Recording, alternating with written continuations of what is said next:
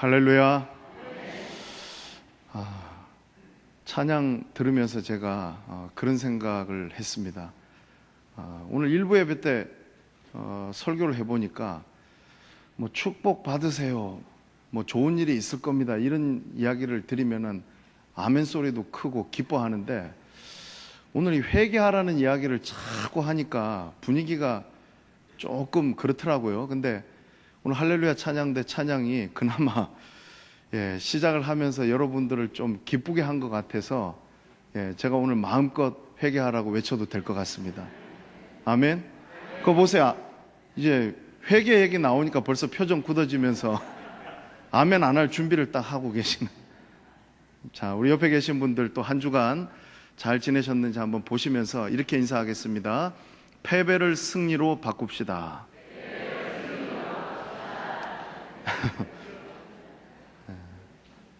이렇게 이야기를 해도 이제 여러분들이 자꾸 회개하라고 이야기하면은 얼굴 표정이 굳어질 것 같아요.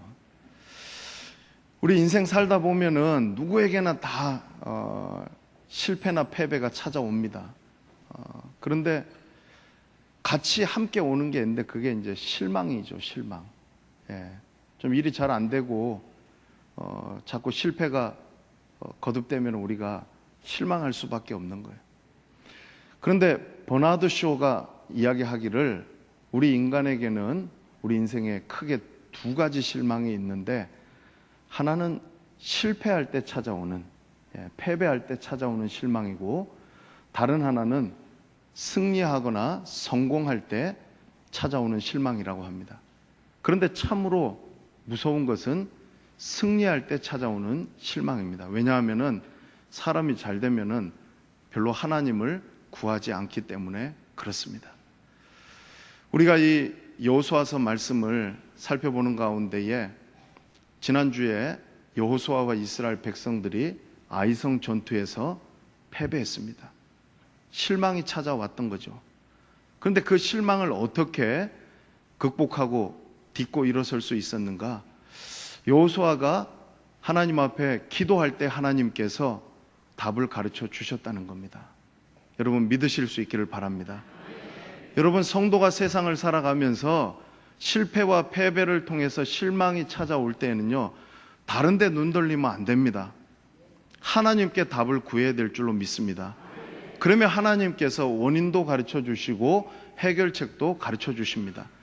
하나님께서 기도하는 여호수아에게 가르쳐 주신 원인은 뭐였냐면은 아간의 범죄 때문에 너희가 패배했다라는 겁니다. 그리고 해결책은 그 죄를 제거하라는 것이었습니다. 그런데 이 여호수아가 하나님께서 가르쳐 주신 그대로 행하기 위해서 오늘 말씀에 보면은 아침 일찍 일어났다고 했습니다. 이 이야기하면 벌써 이제 여러분들 마음속에 아이고 또 목사님이 새벽기도 이야기 하려는가 보다. 아닙니다.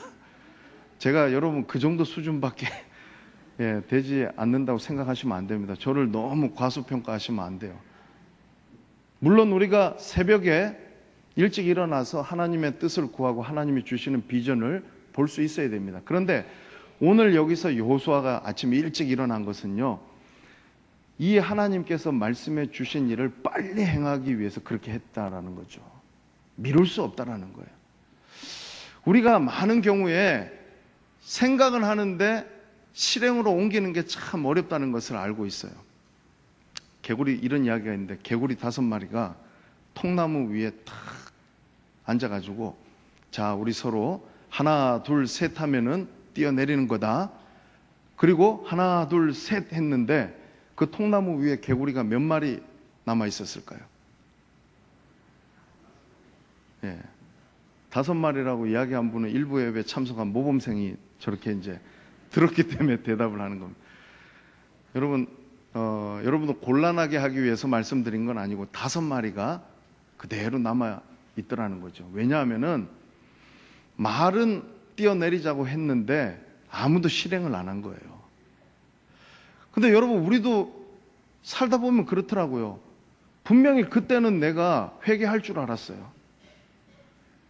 그때는 내가 회개하려고 생각했는데 시간이 지나고 상황이 바뀌게 되니까 그렇게 하지 않더라는 거예요.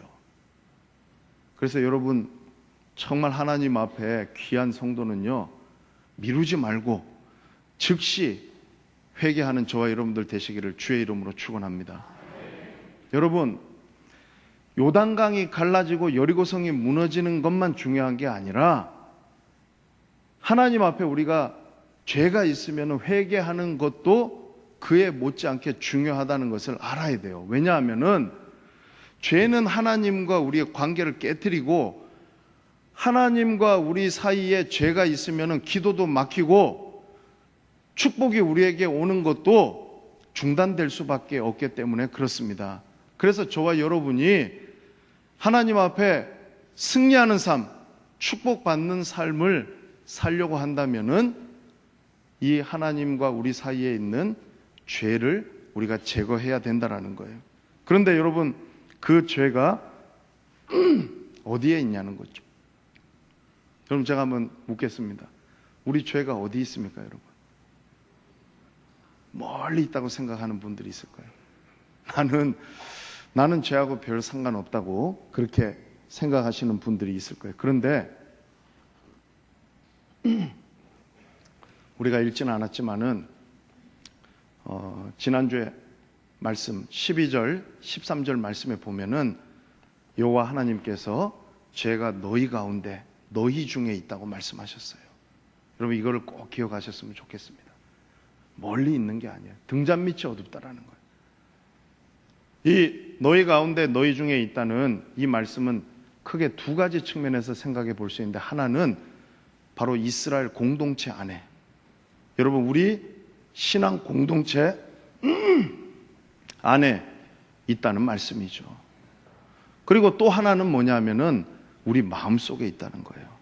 눈에 볼 수는 없지만은 저와 여러분들의 마음속에 하나님 기뻐하시지 않는 그런 죄악들이 우리 마음 가운데 있을 수 있다라는 거예요. 그래서 하나님께서 너희 가운데 너희 중에 있다라고 말씀하신 이 말씀을 우리가 꼭 기억해야 됩니다. 요단강이 갈라지고 여리고성이 무너지는 긍정적인 면에서 일어난 일만 좋아할 것이 아니라 오늘 이 말씀을 우리에게 하나님께서 해주고 계시는 그 뜻을 우리가 알게 되어질 때 그에 못지않게 중요한 것은 뭐냐면은 우리 안에 있는 죄를 제거할 때에 하나님께서 우리 가운데 일하시고 하나님이 축복해 주시는 것들이 우리 가운데에 또 능력으로 나타나게 되는 줄로 믿습니다. 하나님께서 여호수아에게 제비를 뽑으라고 하셨잖아요. 이제 하나님께서 범위를 색출하는 그 일들을 이제 행하고 계십니다. 요즘 같으면 우리가 범인 잡아낼 때에 가장 많이 쓰는 게 뭘까요, 여러분? CCTV더라고요. 저도요, 예전에 한번 제가 도난사고가 있어서 농협에 가서 한번 그 CCTV에 찍힌 사진을 봤거든요. 그런데 깜짝 놀랐어요. 들어오는데 정면 찍히고 거기서 측면 찍히고 딱 그 사람인지 대번에 알아보겠더라고요. 그리고 또 그래도 죄를 인정하지 않는 사람들은 여러분 뭘 합니까? 거짓말 탐지기를 또 사용해서 범인을 찾아냅니다. 근데 오늘 여기 말씀에 보면은 뭡니까, 여러분? 제비뽑기를 하고 있는 거예요. 아마 아간은 이 제비뽑기를 하는 과정 속에서 그렇게 생각했을 거예요. 설마 이게 나한테 뽑히겠나? 근데 여러분, 우리가 죄 짓고 나서 절대 갖지 말아야 될 생각이 설마 이겁니다. 설마가 사람 잡는 거라는 거예요. 자, 이 아간이 처음에 유다 지파가 뽑힐 때에 어떻게 생각했겠습니까? 설마 우연이겠지 이랬을 거라고요. 세라 족속이 뽑힐 때에도 좀 이상하다 생각을 했지만은 설마 나한테까지 올 거라고 생각했어요. 그런데 그 다음에 각 남자가 나오게 했는데 삽디의 손자 갈미의 아들 아간이 뽑혔다 그랬거든요. 그러니까 총 4번의 제비뽑기를 하는 과정 속에서 안타까운 것은 뭐냐면은 아간은 설마 내가 뽑힐 거라고 생각하지 않았다는 거예요. 그러니까 회개하지 않는다는 거죠.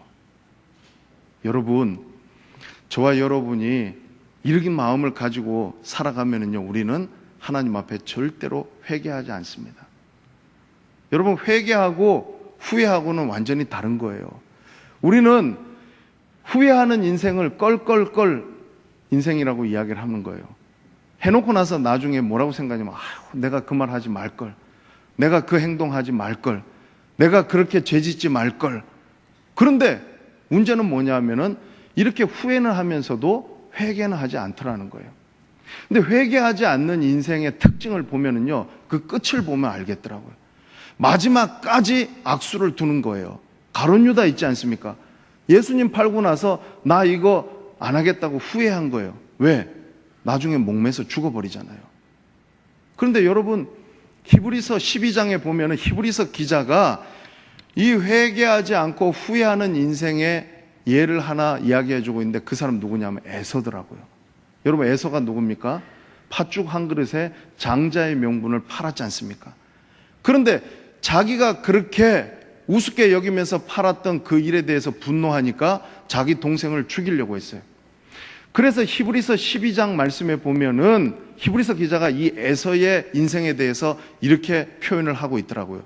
그가 축복의 기업을 얻으려고 울면서 구하였지만 기회를 얻지 못하였더라. 여러분, 그런 인생 되면 안 된다는 거예요. 저와 여러분들은 후회하는 인생이 아니라 회개하는 인생 되시기를 주의 이름으로 축원합니다. 여러분, 설마가 사람 잡는 거예요. 오늘 이 본문 말씀을 좀 더 구체적으로 우리가 살펴볼 필요가 있는데, 여러분, 여기서 하나님께서 왜 4번에 걸쳐서 제비뽑기를 하셨는지를 우리가 알아야 되는 거예요. 기회를 주신 거잖아요. 기회. 회개는요, 여러분, 기회를 하나님께서 반드시 주시더라고요. 단번에 하시지 않아요.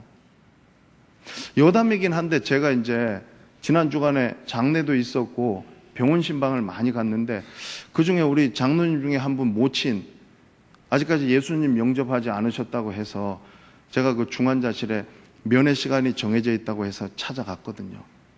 근데 참 많이 아파서 이렇게 있으면서 계속 감사합니다, 감사합니다 이야기 하시더라고요. 그래서 그분한테 제가 무슨 말씀을 드리겠어요. 연세도 있고. 그래서 제가 갈 때부터 하나님이 그 마음을 주시는 거예요. 이 모친께서 참 예수님 영접하고 믿고 갔으면 좋겠다. 그래서 가서 하나님이 사랑하신다 이야기하고 우리 자녀들이 뭘 바라겠느냐고, 예수님 믿고 천국 가는 거 그거 바라지 않겠냐고 그렇게 말씀드리고 기도해드리고 왔는데, 계속해서 설교를 준비하는 이 순간까지도 그 마음을 주셔서 제가 또 기도하고 또 기도하고 또 기도하는 거예요. 왜? 기회가 영원히 있지는 않은 거잖아요. 우리 믿지 않는 우리 가족들이나 부모님들 언제까지냐면 돌아가시기 전에는 여러분 예수님 믿고 영접할 수 있도록 해야 되지 않겠냐는 거예요. 근데 여기서 하나님께서 제비뽑기를 4번에 걸쳐 하시는 것은 아간에게 지금 기회를 주고 있는 거예요. 여러분, 아이들 키우다 보면 엄마 아빠들이 이런 이야기 자주 하잖아요. 너 빨리 이리 와. 내 3시일 동안 이리 와라 그러잖아요. 하나, 둘, 셋. 근데 여러분, 좀 웃긴 얘기지만은 하나, 둘, 셋 하고 가서 팍 때린다거나 하나 하고 때리고 둘 하고 때리면은 그거는 여러분 자녀 입장에서는 굉장히 냉혹한 거잖아요. 그리고 제가 생각해 보니까 자, 하나 셀 동안 와. 하나. 그리고 그 다음에 심판. 여러분, 그건 좀 아니라고 생각되더라고요. 적어도 한 3번은 해줘야 되잖아요.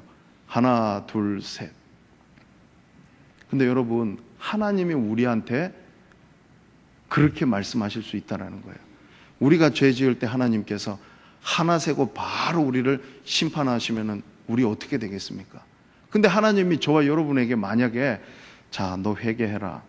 내가 기회를 줄게. 하나, 한참 있다. 둘, 더 한참 있다. 셋. 이루신다고요. 근데 여러분, 부모가 그렇게 얘기했는데도 자녀가 3셀 동안 안 오고 4, 5, 6 가면 그 다음부터는 엄청난 일이 벌어지는 거예요.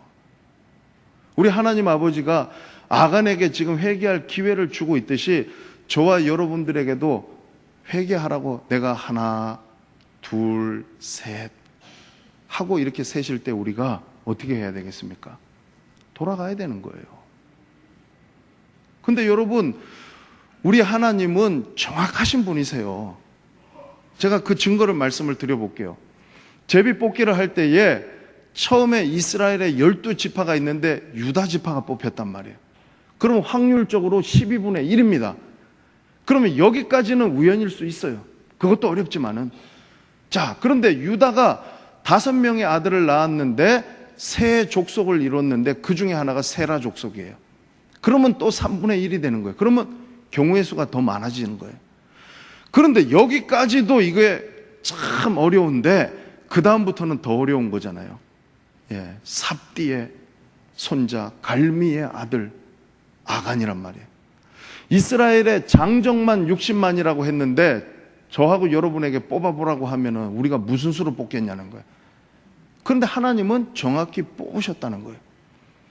요나가 니느웨로 가라고 한 하나님 말씀 거역하고 다시스로 가는 배를 타고 배 밑창에서 누워가지고 설마 나를 뽑겠나 했을 거라고요. 그럼 하나님 뽑으셨다는 거예요. 잠언에서 뭐라고 말씀합니까? 제비는 사람이 뽑지만 일의 작정은 여호와께로부터 말미암는다고 했습니다. 하나님 정확하신 분이라는 거예요. 저와 여러분이 하나님을요 기만하면 안 돼요. 우습게 여기면 안 돼요. 하나님이 모르실 거라고 생각하면 안 된다는 거예요. 하나님 정확하신 분이라는 것을 알 수 있어야 되는 거예요. 지금 하나님께서 아간을 정확하게 뽑아내셨다라는 거죠.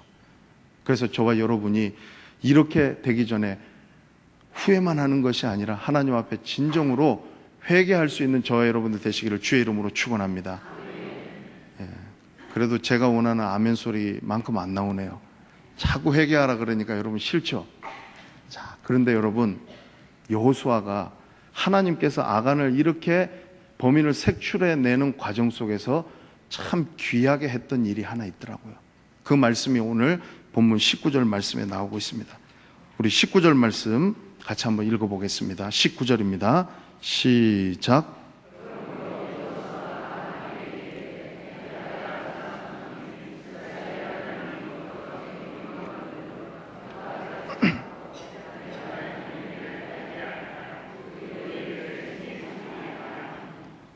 아멘. 예. 여호수아가 지금 이 아간을 향하여서 뭐라고 부르고 있죠? 내 아들아, 이렇게 부르는 거예요. 여러분, 우리가 잘못 생각하는 게 하나 있는데 그게 뭐냐면은 죄를 미워하는 거지 사람을 미워하는 게 아니잖아요. 우리 목적이 있잖아요. 회개하라고 하는.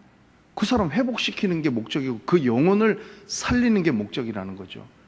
근데 우리는 어떻게 생각하냐면 저 사람 죄지으면 저거 인간도 아니다 이런단 말이에요. 쉽게. 사람도 아니다 이래요. 그 사람 사람 맞아요. 왜 내가 사람을 보고 사람도 아니라고 이야기할 수 있냐는 거예요. 오늘 여호수아가 아간을 어떻게 대하고 있는지를 우리가 볼 수 있어야 되는 거예요. 아간이 진짜 여호수아의 아들이 아닙니다. 그런데 내 아들아라고 그렇게 부르는 이유는 뭐냐면은 그 영혼이 회개하기를 간절히 바라는 마음으로 그렇게 부르고 있다는 거죠. 스데반 집사님도 바울 사도도 자기를 핍박하고 죽인 사람들 향해서 이 왼수들아 그렇게 부르지 않았어요. 부형들아 또는 형제들아 자매들아 심지어는 사랑하는 이라는 수식어까지 붙여가지고 부르고 있는 거예요. 여러분 이 사람들이 가식적이어서 그렇습니까? 아니죠. 정말로 그 영혼을 사랑하는 마음을 가지고서 그렇게 불렀다는 겁니다. 그래서 우리에게 필요한 것은 뭐냐면 긍휼히 여기는 마음이에요. 예수님께서 마태복음 5장에 뭐라고 말씀하셨습니까? 긍휼히 여기는 자는 긍휼히 여김을 받을 것이라고 말씀하셨습니다. 마태복음 9장 말씀에 보니까 내가 긍휼을 원하고 제사를 원하지 않는다고 하셨어요. 인자에 온 것은 의인을 구원하러 온 것이 아니라 죄인을 구원하러 오셨다고 우리 주님 분명히 말씀하셨습니다. 저와 여러분이 아무리 큰 죄를 지은 사람이 있다 할지라도 그 사람을 긍휼히 여기는 마음을 갖게 되기를 주의 이름으로 축원합니다.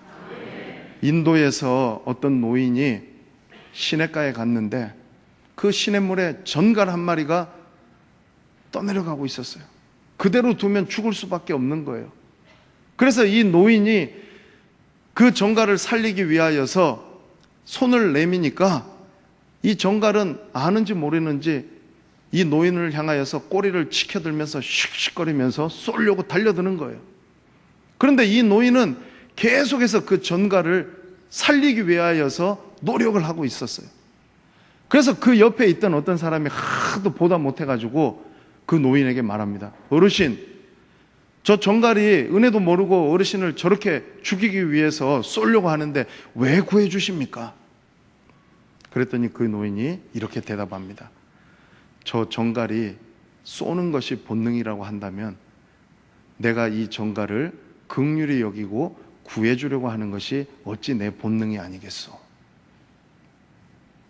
여러분, 여호수아가요, 지금 이 아간이 아무리 죄를 지었지만은 회개하기를 바라는 마음을 가지고서 내 아들아라고 그렇게 부르고 있다라는 거예요.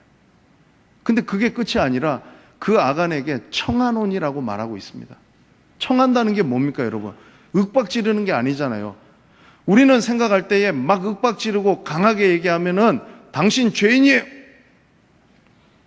이렇게 얘기하면은 그 사람이 돌이킬 거라고 생각하는데 그렇지 않더라고요. 죄성을 가진 인간은 거부하게 되어 있어요. 인정하지 않으려고 한다는 거예요.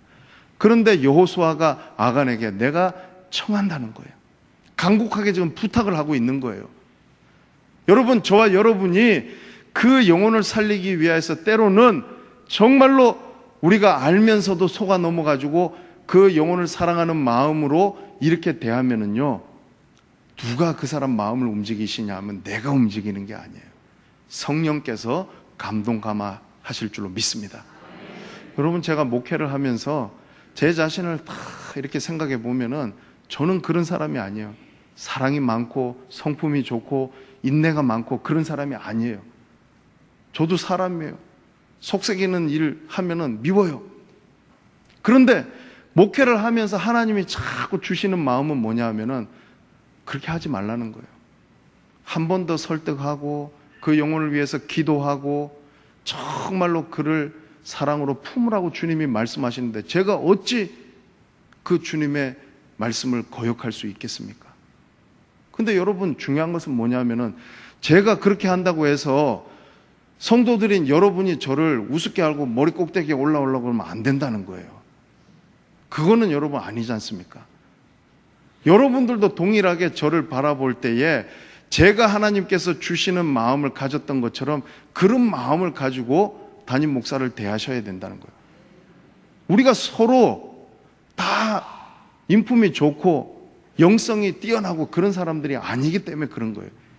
그러나 하나님께서 우리 보고 그 영혼을 사랑하기 위하여서 긍휼의 마음을 주신다고 한다면은 그 마음까지도 우리가 거부할 이유는 없다라는 거죠.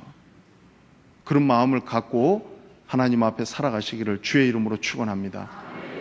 여러분, 여호수아가 이렇게 말한다고 해서 여호수아가요 그냥 물에 물 탄 듯 술에 술 탄 듯 넘어가는 사람은 아닙니다.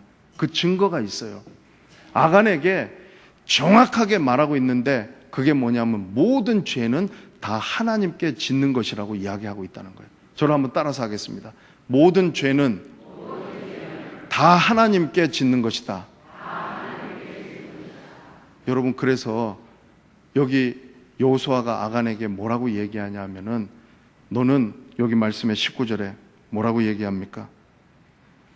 이스라엘의 하나님 여호와께 영광을 돌려라고 이야기하는 거예요. 아간이 하나님이 취하지 말라고 한 바친 물건을 취했습니다. 훔쳤잖아요. 헤렘을 범한 거예요.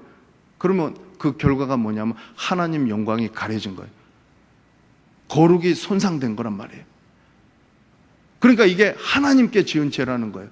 사람은 모를 수 있지만은 하나님은 다 알고 계시는 거라는 거죠.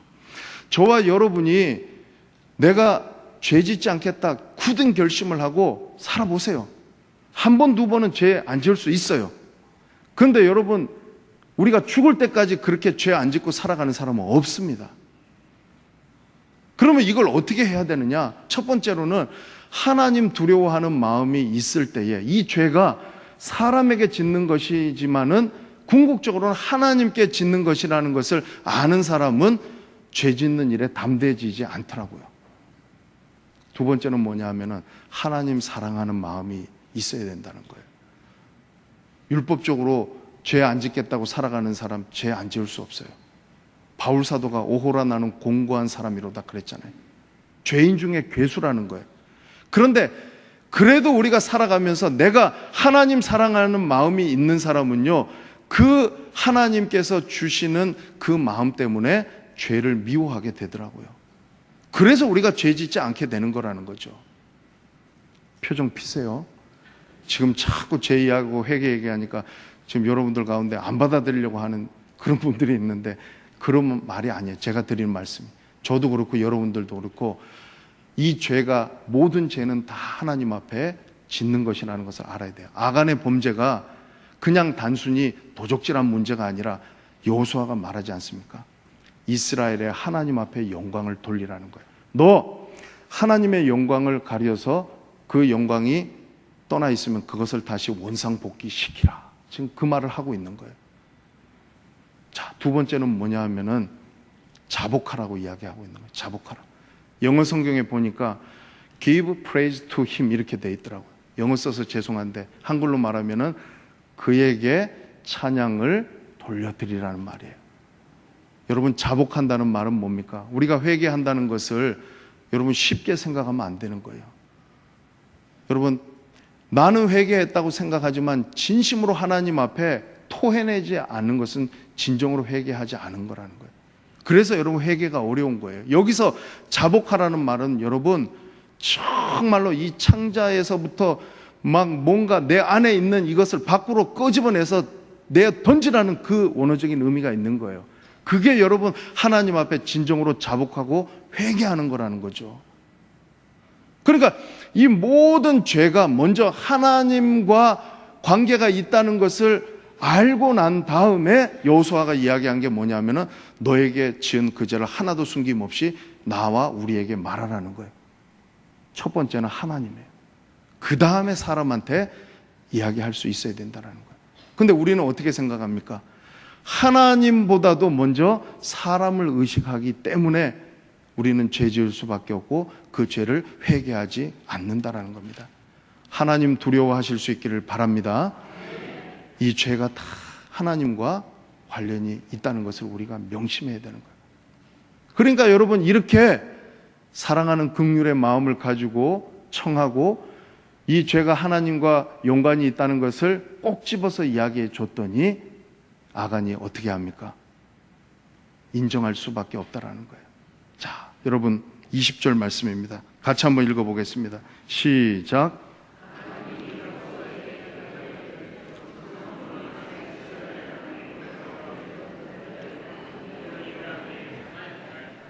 저를 한번 따라서 하겠습니다. 나는 이스라엘의 하나님 여호와께 범죄했습니다. 여러분, 이거 꼭 기억하십시오. 죄는 하나님과 나와의 관계 속에서 여러분 우리가 받아들여야 된다는 거예요. 근데 우리 자꾸 어떻게 생각하냐면은 그래도 내가 저 사람보다는 나은데, 저 사람이 지은 죄보다는 나는 좀 약한데, 죄를 자꾸 비교해요. 크고 작은 것으로 자꾸 생각한다는 거예요. 근데 여러분, 이 죄를 회개하지 않는 가장 결정적인 이유가 뭐냐면 나와 하나님과의 관계 속에서 받아들이지 않는 사람은 절대 하나님 앞에 회개하지 않더라고요. 근데 이 아간이 지금 나는 이스라엘의 하나님 앞에 범죄했다는 거예요. 내가 범죄자입니다. 내가 죄인입니다. 라고 이야기하는 거예요. 그리고 그 뒤에는 말씀에 보면은 내가 훔쳤습니다. 내가 감췄습니다. 얘기하는 거예요. 그게 회개의 출발이라는 거예요, 여러분. 오늘 그래 보니까 우리가 참 신앙생활 하면서 너무나 참 잘못하고 있는 게 있는데 그게 이거더라고요. 내가 성경책 가져오지 않으면 나는 굉장히 활동적이기 때문에 괜찮다고 생각하는데, 남이 성경책 안 가져오면은 뭐라고 생각합니까, 여러분? 저래 가지고 되겠어? 뭐 이렇게 생각하는 거예요. 내가 막 주시옵소서 주시옵소서 기도하는 거 하나님 약속을 주장하는 건데, 남들이 주시옵소서 하고 기도하면은 기복적인 신앙이라고 생각한다는 거예요. 내가 직분을 받으면은 왜 이제서야 나한테 이렇게 직분을 주나 이렇게 생각하는데, 남이 직분 받으면은 벌써 저 사람이 이렇게 생각한다는 거예요, 여러분. 내가 하나님 앞에 헌금 적게 드리는 거는 과부의 두렙돈처럼 드리는 거라고 생각하면서 남이 헌금 적게 드리면은 저렇게 인색해서, 남이 주일날 주일 성수 안 하고 결혼식, 친척 결혼식 가면은 여러분 어떻게 생각합니까? 저 신앙이 저렇게 성숙되지 못해서 내가 가면은 뭐라고 생각하냐면은 가문의 평화를 위해서 간다고 생각한다는 거예요. 마지막으로 하나만 더 말씀드릴게요. 예배 시간에 내가 졸고 앉아 있으면 무슨 말씀 생각합니까? 여호와께서 사랑하시는 자에게 잠을 주시는도다. 남이 졸고 앉아 있으면은 뭐라고 생각합니까? 너희가 이렇게 한시도 깨어 있을 수 없더냐? 시험에 들지 않게 깨어 기도하라. 그 말씀이 생각난다는 거예요. 그 외에도 여러분 수도 없이 많아요. 근데 여러분, 우리가 오늘 여기 아간이 내가 이스라엘의 하나님 앞에 범죄하였습니다 라고 이야기하는 것을 우리가 잘 귀담아 들어야 됩니다. 내가 죄인이라는 거예요. 다른 사람 이야기할 필요 없어요. 나도 똑같은 거라는 거예요. 그래야지 여러분, 우리가 하나님 앞에 회개할 수 있다는 거죠. 그런 저와 여러분들 되시기를 주의 이름으로 축원합니다. 여러분, 퀴즈 하나 드릴게요. 아간이 훔친 게 뭐였습니까? 성경 보지 마세요. 예? 신할산의 외투 한 벌이잖아요. 그 다음에 200세겔 되는 은덩이 하나, 그 다음에 50세겔 되는 금덩어리 하나예요. 근데 이거 제가 물으려고 한 건 아닌데, 여러분 여기 보니까 아간이 죄 짓는 데에 일련의 단계가 있더라는 거예요. 그 단계가 뭐냐면, 첫 번째는 보고, 두 번째는 탐하고, 세 번째는 취하게 되더라는 거예요. 이게 어디에 나오느냐 하면은 창세기에 보면 하와가 죄 지을 때에 똑같이 죄를 이 단계로 짓더라고요. 하와가 선악을 알게 하는 나무의 열매를 봤을 때에 먹음직도 하고 보암직도 하고 지혜롭게 할 만큼 탐스럽기도 했다 그랬어요. 근데 이것을 이제 여러분 조금 풀어서 이야기하면은, 본다는 이 부분에 대해서 이제 많은 사람들이 여자들이 보는데 약하다 그러잖아요. 그죠? 그래서 여자들 이 잡지나 이런 거 보면은 글보다는 그림이 많고, 여러분 여성들이 TV에 나오는 홈쇼핑 이렇게 보고 있으면은요, 막 이 지름신이 강림해가지고 막 질러버리는 거예요. 그 이유가 있어요. 거기에 보면은 이번에 이런 기회는 다시 오지 않습니다. 완판입니다. 이러면은 이거 안 사면은 내가 큰 벌 받을 것 같고 이러니까 막 지르는 거예요, 여러분. 근데 그렇다고 뭐 남자들은 여러분 그렇지 않느냐? 이 남자들이 조금 이제 여름이 되면 더 문제가 있는데 우리 여자분들이 도와주셔야 돼요. 그게 뭐냐 하면은 교회 안에 여성분들이 이 복장을 애매하게 입고 오시면 안 되겠더라고요.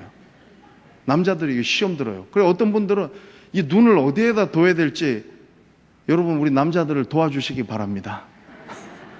남자들도 똑같아요. 보는 것 때문에 여러분 결국엔 문제가 생기는 거예요. 그럼 보면 그걸로 끝나느냐? 그게 아니죠. 견물생심이잖아요. 보면은 그 다음에 어떻게 됩니까? 탐하게 되는 거예요. 여러분 신할산의 외투 한 벌이라 그랬는데 우습게 여기면 안 돼요. 신할이라는 말은 그 바벨론이라는 거예요. 당시에 요즘처럼 옷이 흔하지 않던 시대에 이 옷 한 벌은 뭐냐면 요즘으로 말하면 명품 코트 한 벌 정도 되겠죠. 여러분 명품 보면은 눈 돌아가죠. 그거 사기 위해서 별의별 일을 다 하는 거예요. 사람이 보면은 결국에는 탐심을 갖게 되더라는 거죠. 그러면 어떻게 됩니까? 취하게 된다는 거예요. 이 단계를 알아야 되는 거예요, 여러분. 죄가 한 번에 훅 들어오는 게 아니잖아요. 우리가 보는 것을 통하여서 유혹을 받게 되어지면은 내 마음속에 탐심이 생기면은 결국엔 그것을 갖기 위해서 취하게 되더라는 거예요. 아간이 그랬다는 거예요.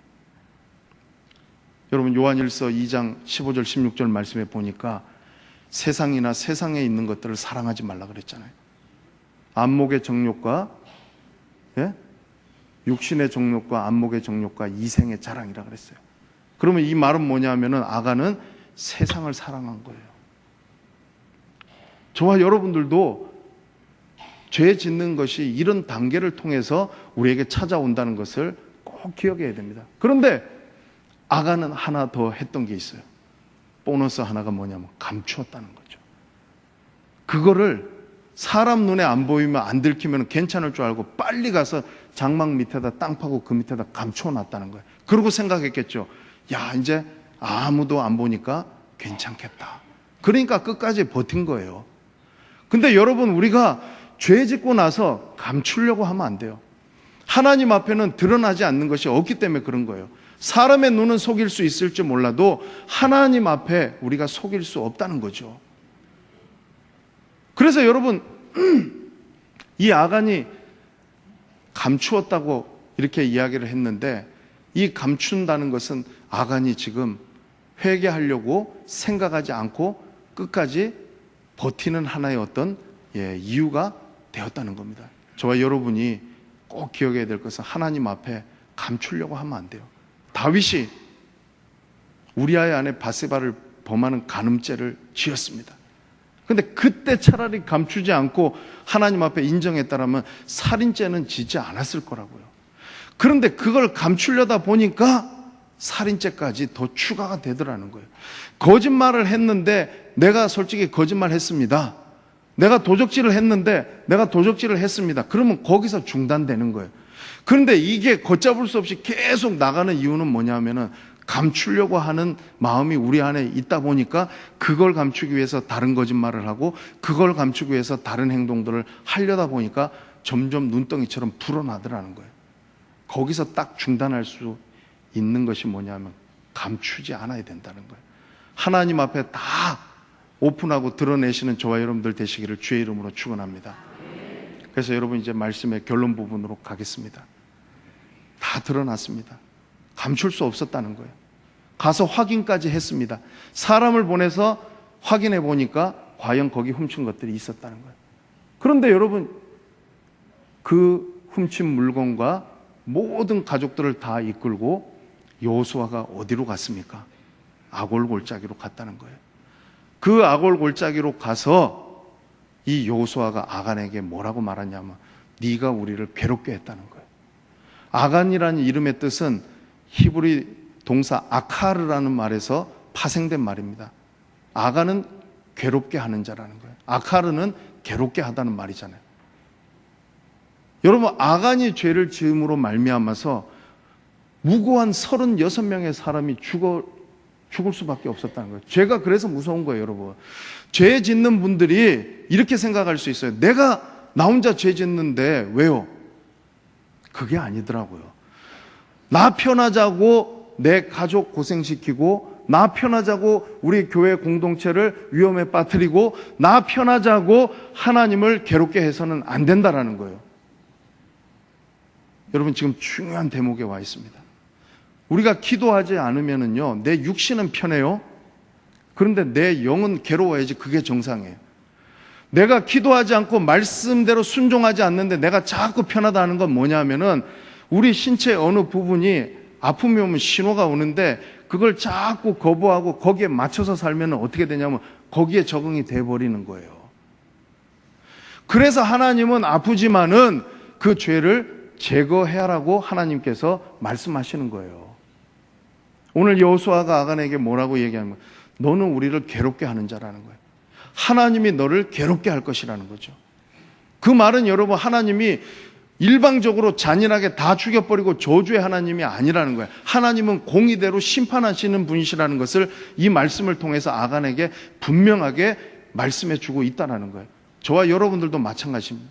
하나님이 저와 여러분들 사랑하시지만은 단 하나님께서 아프지만 상처가 나지만은 그대로 둘 수 없는 것인데 그게 죄라는 거예요. 그 죄를 제거하라는 거예요. 암 환자가 있습니다. 의사 선생님이 수술 받아야 살 수 있습니다. 진단을 내렸어요. 암 환자가 싫어요. 저는 아파서 수술 받기 싫어요. 그러면 그 사람 삽니까? 죽습니까? 죽는 거예요. 아프지만 그 아픈 부위를 수술을 통해서 그 부분을 상처가 남지만 도려내야지 살 수 있는 거라는 거예요. 지금 아간의 범죄는 무너져버린 하나님의 백성으로서의 거룩함을 회복하기 위한 하나님의 수술과도 같은 거라는 거죠. 하나님이 그거 제거하라고 말씀하시는 거예요. 그런데 여러분, 아간이 끌려갔던 그 골짜기가 무슨 골짜기입니까? 아골 골짜기. 여러분, 각주에 보면은 아골 골짜기의 뜻이 뭡니까? 괴로움의 골짜기라는 거예요. 아간은 죄를 짓는 이스라엘 공동체를 괴롭게 하는 자였기 때문에 이 아골 골짜기에 가서 거기서 죽음을 당해서 돌에 맞아가지고 돌 무더기가 되었다는 거예요. 하나의 경고의 표시가 될 수밖에 없었다는 거죠. 여러분, 우리가 이것을 바라보면서 하나님 앞에 죄 지은 사람이 회개하지 않으면 어떻게 되는 것인가를 우리가 배울 수 있어야 되는 거예요. 왜? 아간만 그런 것이 아니라 우리 안에도 아간과 같은 사람이 있을 수 있고, 우리 안에도 아간이 지었던 범죄와 같은 그 죄를 지은 사람이 우리 안에도 있을 수 있기 때문에 그런 거예요.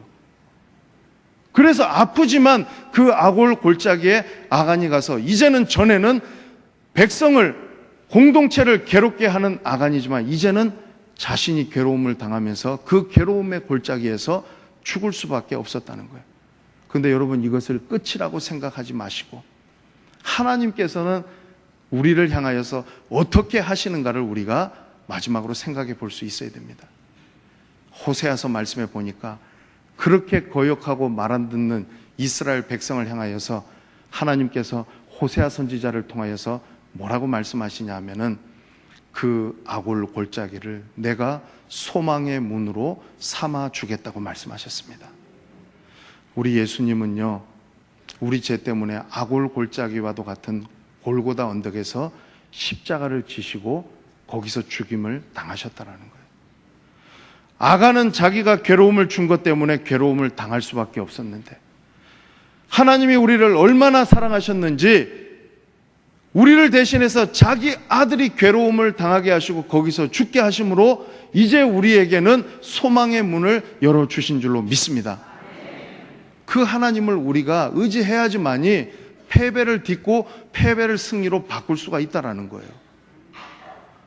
여러분, 우리가 끝까지 하나님 앞에 설마 하면서 회개하지 않는 것도 문제예요.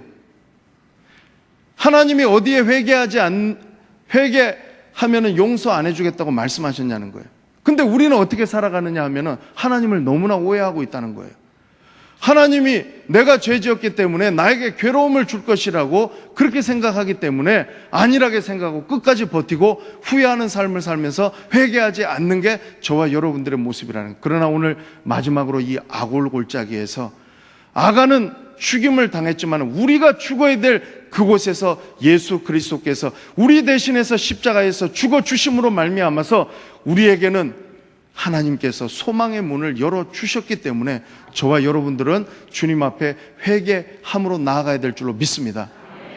그래서 하나님 앞에 저와 여러분이 패배를 승리로 바꿀 수 있는 그 비결은 오직 그리스도의 십자가로부터 말미암는다는 것을 기억하시고, 이번 한 주간 동안도 살아가실 때에 하나님 앞에 회개해야 될 죄를 회개하시고 소망을 갖고 패배를 딛고 일어서서 승리의 삶을 살아가시는 귀하고 복된 성도들 다 되시기를 주의 이름으로 축원합니다.